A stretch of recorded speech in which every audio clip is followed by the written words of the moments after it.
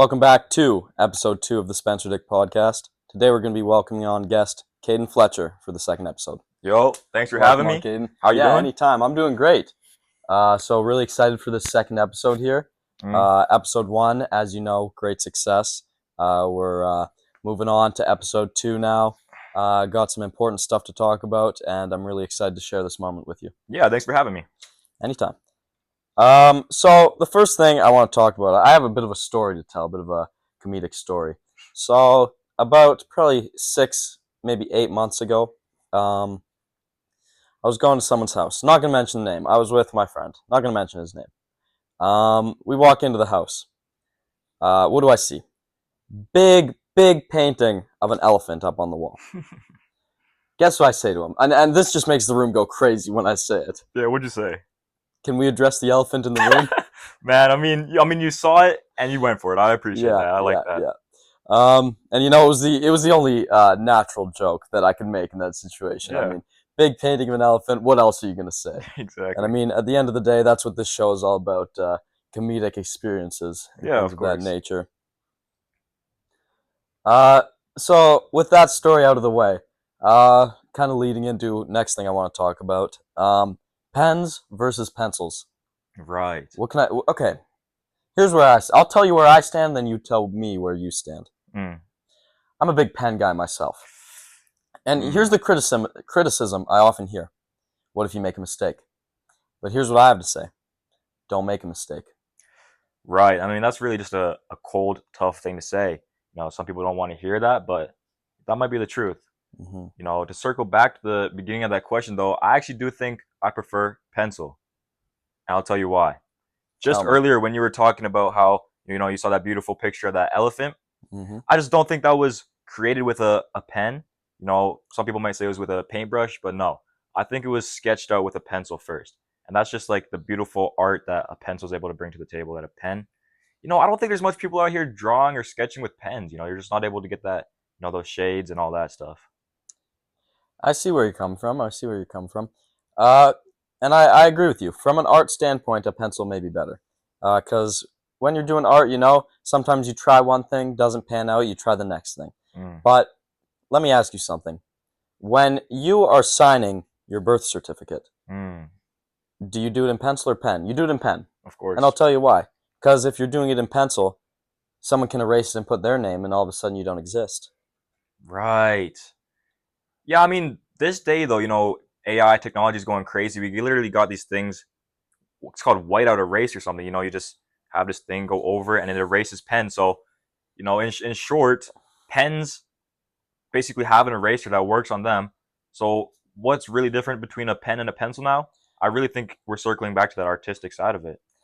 Well, but here's what I have to say. Have you ever used whiteout personally? Yeah, I see where you're getting at. It's a pretty rare thing. No, but here's what I'm saying. When you use whiteout, it's very clear. It leaves a bit of a bump on the paper. That's When you're true. erasing a pencil, not so much. That's what I think. Yeah, it depends. I mean, that good pink eraser, that will do the job for you, but you ever had one of those like hard white erasers? Mm-hmm. They don't work at all. I mean, if you got a pencil No. with that white eraser, No. throw it out. That's as good as garbage. It goes hard. If you leave an eraser out for too long, Yeah, it loses its erasing power, exactly. so to speak. But one more point I wanted to add, Sharpie. I believe the president of the United States, not going to name his name for privacy reasons, but I believe he signs everything in Sharpie. What do you have to say about that? Do you think Sharpie is really a great thing to sign in? Because I have some opinions Yeah, about that myself. I mean, I don't want to get too political here, but I do think that Sharpies can be quite the masculine thing to use. It's like, for sure exactly what you're doing and you get it done. There's no changing what you've done, right? Sometimes it'll even bleed through to the second page. So what you're doing, you stand fully behind. And I respect that. Mm-hmm.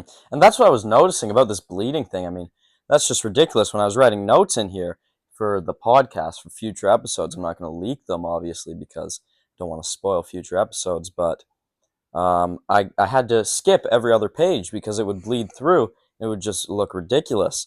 Not to mention, Sharpie is a lot thicker than pen or pencil, so I had to double line. I think it's just a waste of space at the end of the day. Yeah, I mean, it's definitely not the optimal, utility to use, but I will say it's quite dominant. Mm-hmm. I see where you're coming from. Next thing I want to talk about, also regarding writing and the podcast and things like that. The ampersand. Do you know what that is? It's Yes, the the little. the and symbol. Yeah, yeah, Why is it so hard to write? There's no yeah. need. Because I think it roots back to the olden days when the wife is writing or sorry, when the husband is writing the grocery list for the wife to go out and get. Hmm. He just didn't want that much things because the truth is maybe he didn't have that much money, so he wanted to keep that grocery list nice and short, so he's not spending all this money, right? That's So they made fair. this and so tricky to write so that he writes less Less things. thing that makes sense to me, Yeah, and now I understand. That totally clears things up because I was trying to write on my notebook. I was trying to write the and symbol for SNK against the world. I mean, classic podcast name. yeah, But I was just writing it and scratching it out and writing it and scratching it out because I just couldn't figure out how to write it. But that really clears things up. It's intentionally hard to write, so maybe next exactly. time I'll just write the letters A and D, and that'll just make everyone's lives And easier. and you know who actually created the word and A-N-D? Hmm. Was George Washington. He was the Mm, first one to, come in with all this good money, and he really wanted to buy lots of stuff. So he slaves. would make, yeah, I'm thinking more groceries, but I was thinking more groceries, but he wanted this so much stuff that he didn't want to write this ampersand so much, so he came up with the word and, so he can, spitball. Yes, so it wasn't hard to write. Yeah, Exactly, so it's really a greedy word at the end of the day. It's just exactly. you want more and more. Hmm. That's true. Maybe I'll have to stop using and in my everyday life Yeah. because it's really The just shows that you're a greedy person. You're always wanting more and more and more. yeah, the simple man just uses the ampersand. Hmm. That makes sense. Okay, and one more point I have. Hmm. Have you ever written the word raspberries? It's been a while. Do you know that there's a secret letter in there that no one talks about enough? And what would that be? I'm not in the secret. It's the letter P. Did you know that there is a letter P in raspberries? Can you believe that? I cannot believe that. Where does that P fall? I believe through some research it falls between the S and the B. Raspberry. What? Raspberry. This is crazy. So people call this raspberry? Raspberry. I've never heard anyone call this. That's just ridiculous spelling. I know, and I mean, it really confused me when I first saw it. I'm like, I've never heard of this berry. I mean, I was looking for a Razzberry, but I found an Raspberry. Exactly. Like, what? Exactly. And I'm sorry, I don't mean to cut you off. We could circle back to this in a second, but immediately my brain went to pterodactyl. There's actually a P. Yes, There's a I've P heard at of the that. beginning of I've heard of that. pterodactyl. Yeah. So just a similar type of thing going on here. Hmm. It's really confusing, and it makes you think why. What is the power or significance behind the letter P that the Yes. government is sneaking in P in all these words, right? Yes, yes, yes. I mean, it's absolutely ridiculous if you ask me. I mean, we might have to talk to some government officials, get to the bottom of this, but Yeah, you know, it's just scary. it's frightening. I'll say that much. Hmm. All right, moving on. Next thing I have to talk about, Wendy's. I know Mm, we both got Wendy's earlier today. we did. We did. Do you care to share your order, and then I'll share mine? Was it? I think I got 4 JBCs. Four JBCs. And for those at home, what does JBC stand for? That would be a junior bacon cheeseburger. Right, right. Um, And so what was your order? I believe I got four JBCs Mm, and how do you say, small drink, small fountain drink. right. And I mean, here's what I have to say about JBCs. One word: delicious. Yeah, right on the money. And you might be like, "Wow, four. That is a lot of JBCs." They're not huge, but they're of moderate size. I'll say that for sure. Mm, Um, but they're delicious, and you might be like, "How could you eat four? That's sickening." I could have gone for a fifth. That's yeah, all I'll say. yeah. I mean, it's right there in the name, junior. They're not what you'd expect when you get a burger. Some burgers you gotta use two hands. You don't know where to go in and attack. But a junior bacon cheeseburger, it's a one hander. You go in, easy point of attack, and you just boom, boom, boom, bang it out. It's not as confusing as the traditional hamburger. True, true, true. Would you say that that's your favorite item on the Wendy's menu? Or what leads you to buy the junior bacon cheeseburger? That price is really what gets me. Just the fact it's, what's it, 275? Something around that range. About It's not expensive. It won't break Yeah. the bank. 275 CAD Canadian. So obviously you can get a couple of those. It won't hurt the bank. That's really the ultimate factor because I like munching down on multiple items. It makes me just feel a bit wealthier, a bit more spoiled. And And in today's economy, that's what you're really looking for. yeah, exactly. But the truth is, as much as I do truly, truly enjoy the JBC, I think it's just a super delicious item. If money was not relevant at all, I think I would spring for the senior uh bacon cheeseburger. Yeah, that's true. Would you still be able to eat four senior bacon cheeseburgers, or we have to down it to maybe three, maybe two? Yeah, I think three. Okay, four is off the table. Four senior burgers. It's a bit ridiculous in my opinion. Hmm. Three if you're hungry. Maybe two if you get some fries. Really depends on a couple of variables there, but two or three I'd say is a sweet spot. Fair enough. Fair enough. Yeah. So I mean, Wendy's pretty good. JBC, if you haven't checked it out, we recommend it. Yeah, absolutely. Nice, nice. Yep. Next thing I want to talk about, I just want to address something we spoke about in the previous episode. The new cable machine at the gym. Tight. Last episode, I had not experienced it. I recently had the pleasure of experiencing it, and let me just say, you were right on the money about that tightness. Yeah, Um, absolutely. And it's but even, I think it's been in there for, I want to say 3 days. a little, maybe even a little longer. So it's loosened up a little bit, but Hmm. still just as tight as you would, as it originally was. Hmm. Hmm. Here's something I want to talk about though. Our previous one, I believe, was a single cable. Now we have a double pulley system. Or sorry, Yeah. single pulley versus double pulley system. Mm. And here's what I have to say about that.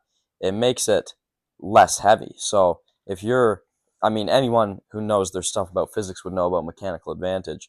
Um, I just want to say that the new cable has twice the mechanical advantage as the old one. So previously, if you were to be lifting 50 pounds on any given exercise, now you would need to lift 100 pounds to get that same amount of resistance.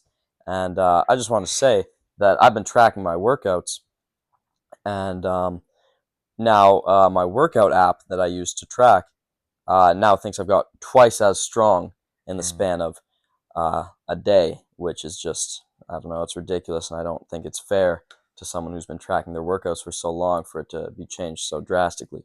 Yeah.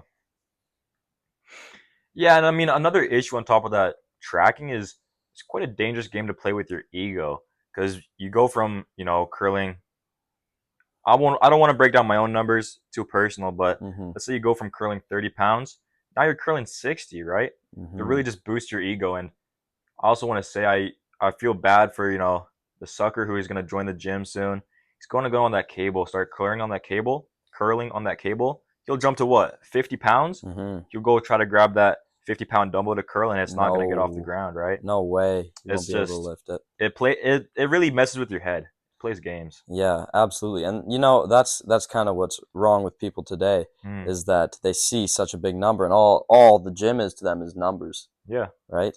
And but what it's really about is getting stronger, being a better person. But if it's just numbers for you, if you're just chasing that number, I mean, maybe you're not there for the right reason. You just gotta stop and look at yourself, you know? exactly. If you're there for the numbers, if you're there for the numbers, go play cookie clicker. That's what they all Hmm. say. That's true.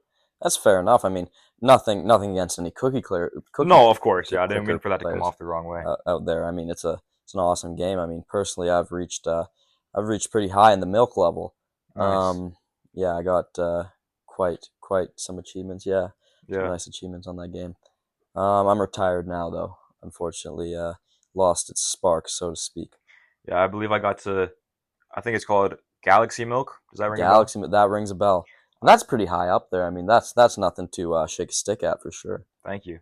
Yeah, so I got to Galaxy Milk and then just started to feel a bit repetitive. Like, what am I really doing here, right? Hmm. So I retired from the game. Yeah, retired cookie, Yeah. retired cookie It was clicker fun while it players. lasted, though. Don't. And listen, if you guys are thinking, what the heck is Cookie Clicker? Hmm. You haven't lived. Yeah, And don't you knock gotta it till you start. try it. Yeah, don't let us deter you from starting, because I mean, Yeah, uh, anyone who's anyone has played Cookie Clicker, so you just got to start and see where it takes you. exactly. All right, moving on.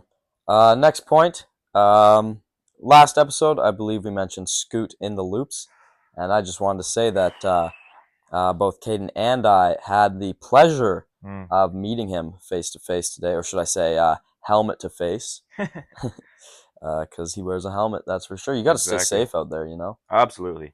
And I believe he has four. No, he has five kids. Five children. So I Yeah. really appreciate him being a good role model, wearing that helmet.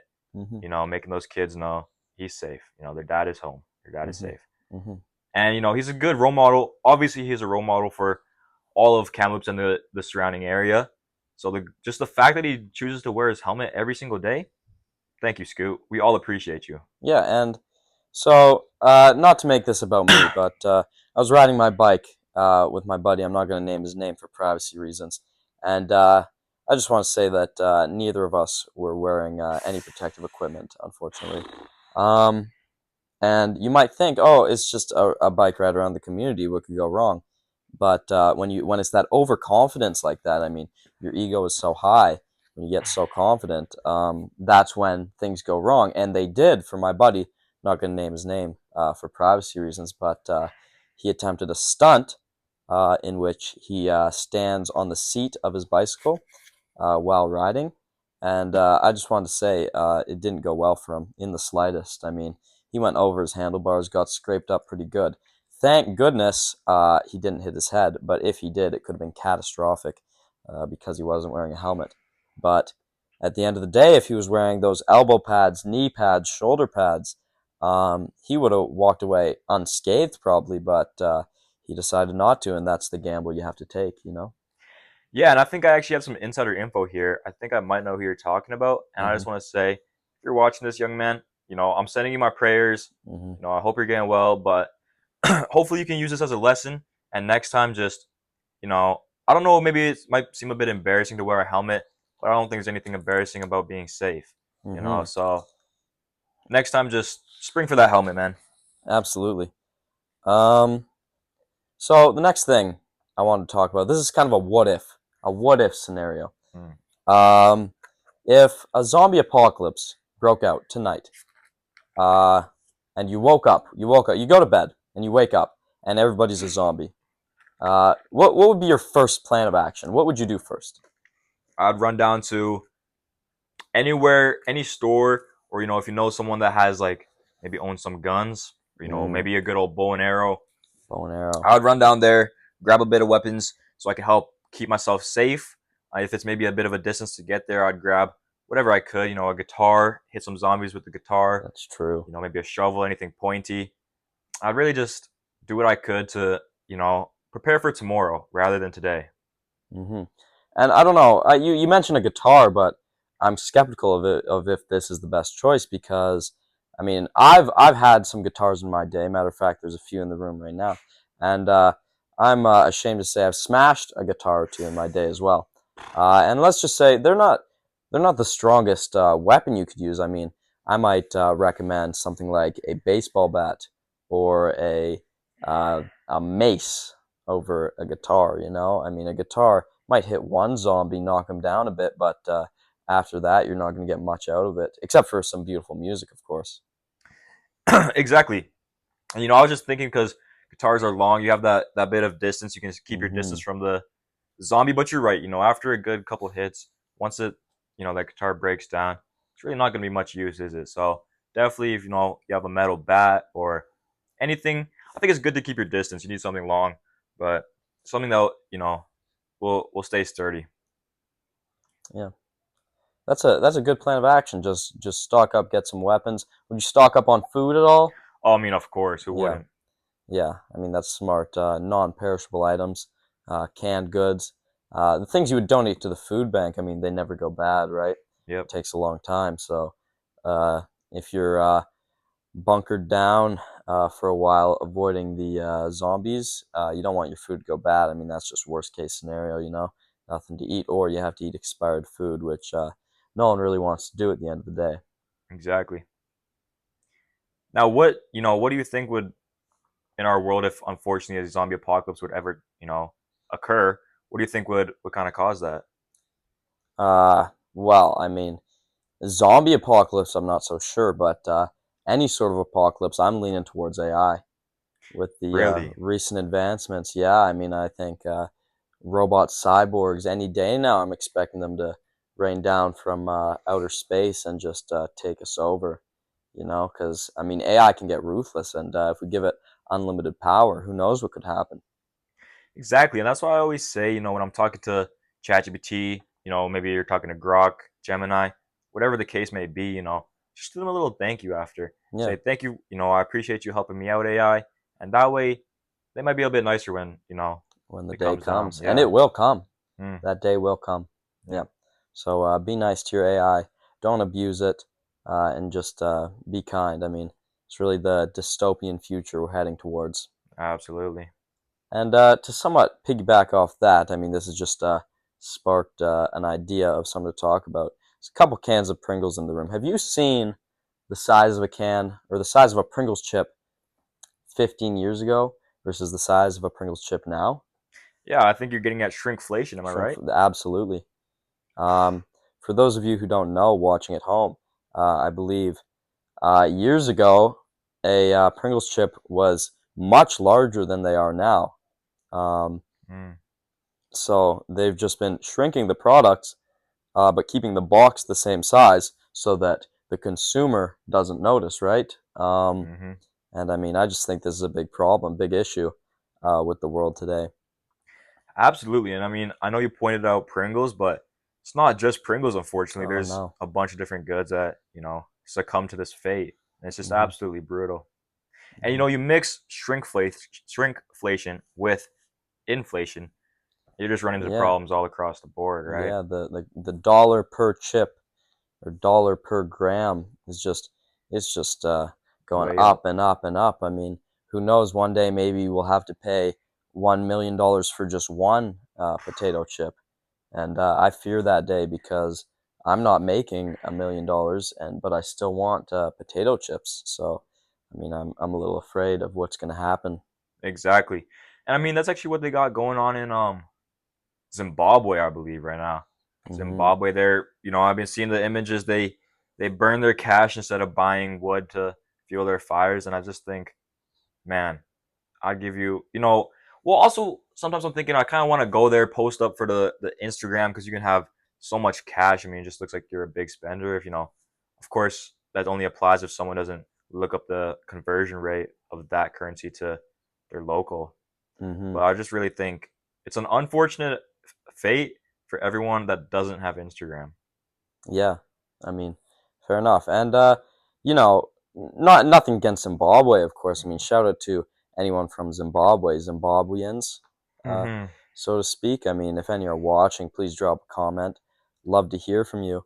But I'm just a little concerned about what's going on in your country right now. I mean, I just hope you guys can see your way out of this economic situation. Absolutely. And all Zimbabweans, you have my respect. You have my utmost respect. Because in a sticky situation like that, you got to really cling to your roots. I think you Zimbabweans are really doing that well. Hmm. Should be proud of it. Absolutely, absolutely. Yeah, and that actually leads me into another point. It's really smoky out today. I mean, earlier I was like, oh, it's a bit Ooh. foggy. And then, I think it was, I forget who it was. Someone was like, oh, there's a fire. So I was like, is it really fog or is that smoke? Turns out it was smoke. But what I'm really getting at here is in Zimbabwe when they make their houses out of like this. I hope this doesn't come across as racist, but in their smaller, cheaper villages, they have houses made out of like sticks and Hmm. mud. So Hmm. what they do is they give a guy a cigarette and they make him smoke the cigarette and then blow smoke on the house, and then someone's inside, and wherever that smoke comes in, they're like, oh, I need to put more mud there. Hmm. So I'm just saying this so that like if you're ever in a zombie apocalypse and you're building a house out of sticks and mud, Hmm. and you happen to have a cigarette or any way to make smoke laying around, you're able to patch those holes up. No worries. I hope you guys remember this. And this isn't to condone smoking. I mean, it's still an awful thing. I mean, Of it course. it plagues our generations. Mm, But just if you're using it for a useful purpose such as that, I mean, I see it as somewhat better than doing it recreationally. yeah, I think that's the only time that I'd be Hmm. like, yeah, I'll smoke. Smoking for good, Yeah, smoking for the betterment of humanity. exactly. Um, absolutely. And now I just want to point out, I apologize to the listeners. I know I've been stuttering a bit because it is actually the witch's hour right now, or Is it? just about. We are certainly pushing the witch's hour, 3 a.m. Yeah, and do you want to just enlighten some viewers on what exactly goes down at the witch's hour? Okay, so it's nothing good. It's nothing good. I'll say that It's in the much. name, right? I mean, You the know, witch's hour. I mean, nothing against witches, of course but not. they cast spells and hexes. And what I wouldn't want a spell cast on me personally, because I don't know many spells, but from what I've heard, they're not very good. Curse of the Nile. Have you heard of the Curse of the Nile? The that curse turns you to sand, and nothing good ever comes from being turned to sand. That's for sure. Yeah, and he's not talking this like little thin finite sand that's like super soft to touch with maybe some gold ingots in it. It's He's talking coarse. he's talking rocky coarse sand. I mean, nobody Yeah, I wants to mean be we're that. pushing gravel at that point. It's absolutely brutal. Yep, yep.